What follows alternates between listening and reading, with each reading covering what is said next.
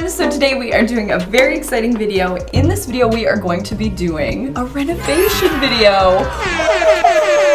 Hey everyone! Today's video is extra exciting because we're diving into a brand new renovation project. It's been a while since I've shared one of these, even though I never really stopped renovating behind the scenes. Honestly, I love transforming spaces and giving them that cozy grandma vibe, but I had taken a break from filming them since they can be a lot of work, and I wasn't sure if people were still enjoying them. Lately though, I've been seeing so many comments asking for renovation videos to return, so here we are! And this is just the start. There's a huge renovation series coming down the line that I can't say too much about yet, but it's in the works. For today, we're focusing on a dining room makeover. I'll also be answering some of your most asked questions about the house, like whether my mom lives with me or which kitchen you've been seeing. So I'll clear a few things up while we go. Let's start with the dining room as it looks now. The flooring is different from when I first moved in, and the walls are painted my favorite shade of green, which you'll actually find throughout most of the house. What I really want to do with this room is give it some character so it feels like its own little space. With the bay window shaping the room, it's the perfect opportunity to finally bring to life one of my Pinterest dreams, a breakfast nook. I can already picture myself on a bench seat in the corner, drizzling maple syrup on waffles and soaking in that cozy atmosphere. To make the bench, I teamed up with Tate and Stewart. I'd seen another creator turn IKEA's Kallax bookshelves into a nook, and it felt like the perfect solution. IKEA hacks are great because you don't need advanced carpentry skills. The foundation is already there, and the price is reasonable.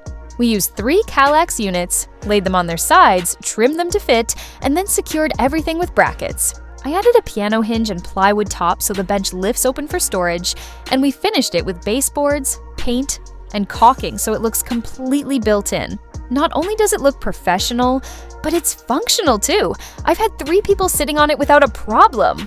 Now, before we continue, I want to answer the question I get most often.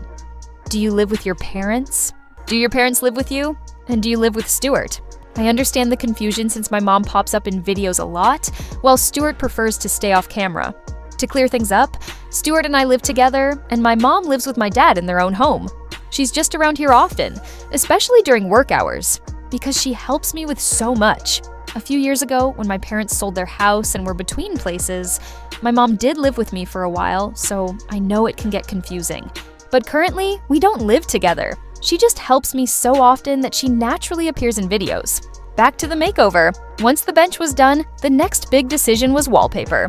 Wallpaper completely transforms a space, and I've never regretted using it. I ordered a bunch of samples to test different colors and patterns, from stripes to gingham to whimsical prints. It's definitely worth spending a few extra dollars on samples to avoid costly mistakes. I've learned that the hard way. After testing them all, I placed the order for the winner. I'll admit, I'm a little sad to cover up my favorite green walls, but since the rest of the house is already green, this will give the dining room its own unique personality. So that's where we're at. I'm so excited for this transformation and to share all the tips and tricks along the way, from IKEA hacks to hanging wallpaper to adding the final cozy touches.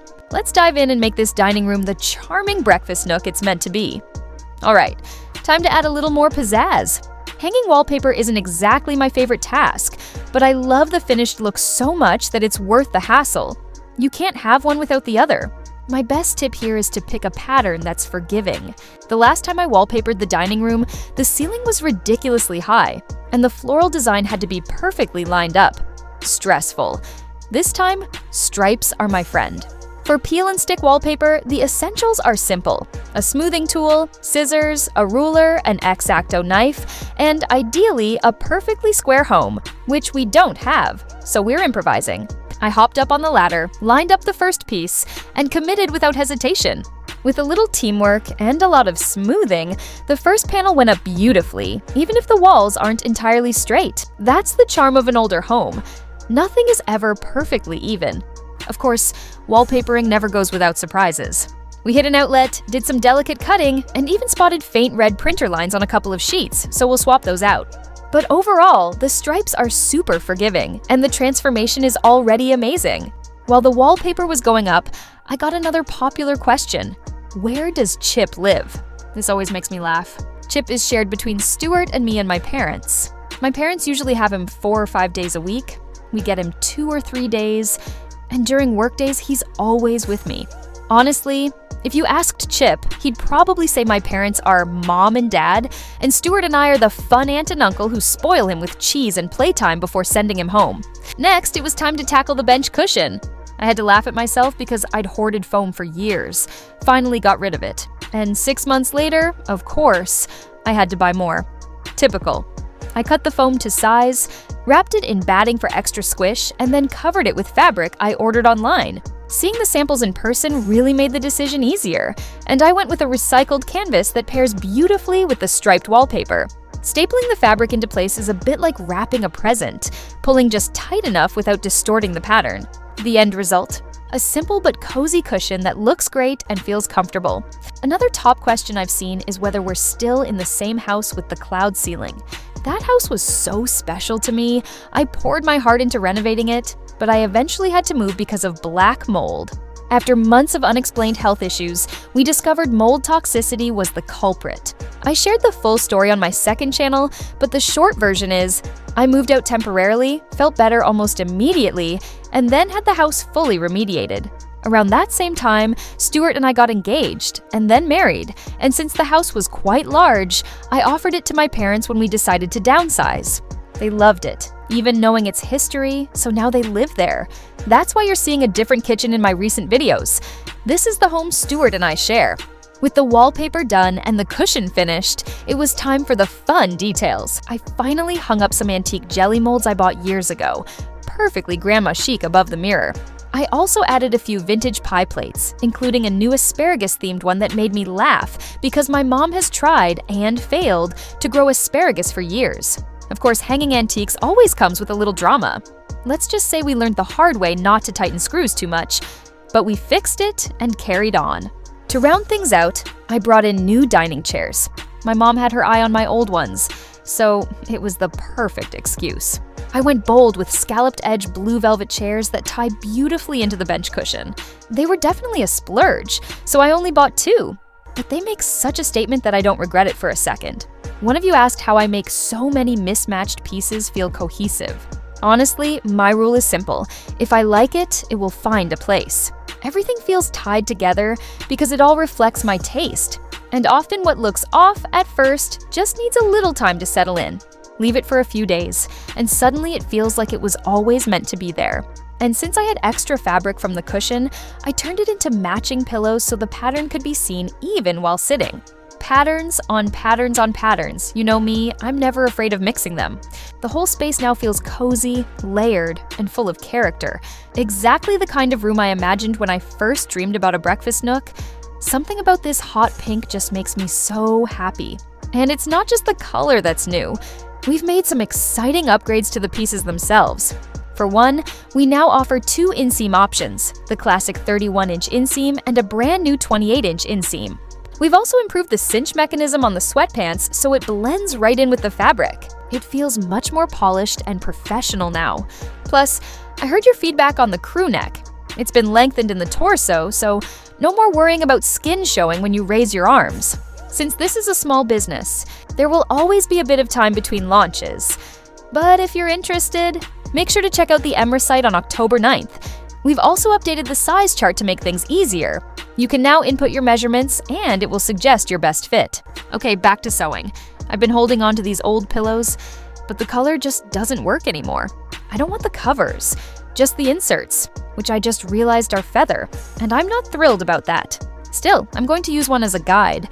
I laid the pillowcase down, folded my fabric so I had 2 layers for the front and back, and cut it out with a little extra room for seam allowance. Making a pillowcase is surprisingly easy. Sew around the edges, leave one side open, and you're almost there. This is the point where you remember a zipper would be ideal. But if you've watched me sew, you know that's not happening. Instead, I stuffed the pillow inside, folded the edge neatly, and stitched it closed. It's not perfect by any means, but for just 20 minutes of work, I think it turned out pretty darn good. The The whole process was surprisingly relaxing, almost meditative, and it gave me the satisfaction of creating something useful with my own hands. This little project was also a fun way to use up leftover fabric scraps that had been sitting in a basket for ages. And honestly, it's starting to tempt me to push myself further and try making a shirt next. Once I got into the groove, I even decided to whip up a matching vest to go with the pillowcase. Because why not add a little extra flair? The more I experiment with small sewing projects like this, the more I realize how much joy there is in turning scraps into something functional and personal. While I was working, another question popped into my head, one that's been coming up from people a lot lately. How's my health been since dealing with the mold toxicity situation 2 years ago? I'm really happy and honestly relieved to be able to say that it's so much better now. Recovery wasn't fast or easy, but I feel stronger, more stable, and far more like myself again, which makes even simple projects like this feel like little celebrations of progress. Back then, I dealt with nonstop sneezing and rhinitis. My nose would drip like a faucet, which made filming almost impossible and left me feeling drained all the time. It might not sound like the most serious problem, but when you're living with it day in and day out, it becomes incredibly disruptive and exhausting, both physically and mentally. What really struck me was how quickly the symptoms disappeared whenever I left the house that had the mold. The contrast was almost immediate, and that told me something wasn't right. After remediation, things shifted dramatically. I slowly began to feel like myself again, and over time, the energy and clarity I thought I'd lost for good returned. These days, I'm relieved to say that my health feels steady, and even more reassuring is the fact that my parents, who now live in that house, feel perfectly fine too. That experience taught me how important it is to listen to your body. If you're experiencing unusual or unexplained symptoms, don't brush them aside. Advocate for yourself, ask questions, and push for answers until something makes sense. Doing that made all the difference for me, and it could for you too. With that said, let's move on to something far more fun: the big reveal. After 3 months of planning, tinkering, and plenty of trial and error moments, the dining room is finally complete. I couldn't be happier with how everything came together. The antique piece is back on the wall. Yes, I broke it. Yes, we glued it back together, and yes, I still side-eye it every time I walk by. But it looks absolutely stunning in its place. Like it was always meant to be the centerpiece of the room. The scalloped edge velvet chairs turned out exactly as I hoped. Stylish and elegant, yet comfortable enough that you actually want to linger at the table long after the meal is done. The new bench seat is another highlight. Cozy, practical, and loaded with hidden storage that makes it as useful as it is beautiful. Though I'm not about to open it and reveal the jumble of things I've stashed inside. And can we talk about the flowers on the table? They bring such freshness and vibrancy to the whole space, pulling the room together in a way I didn't anticipate. Honestly, I might need to make fresh flowers a permanent fixture here because they elevate the atmosphere so effortlessly. Now, when I step into this dining room, it feels warm, layered, and full of character. Exactly the vision I held in my head when I first started this project. It's not just a room to eat in. It's a place that feels alive, welcoming, and ready to hold new memories. Thank you so much for coming along on this renovation journey with me. I hope that some of the little tips and tricks I shared spark inspiration for your own projects, no matter how big or small. Remember, even if things don't turn out perfectly, the fact that you created something with your own 2 hands is worth celebrating. That effort and intention add a kind of beauty that no store-bought piece can match. It's been such a joy sharing this experience with you, and I'm already excited about what's coming next. Thanks for watching, thank you for spending this time with me, and I'll see you in the next one. Bye. Bye.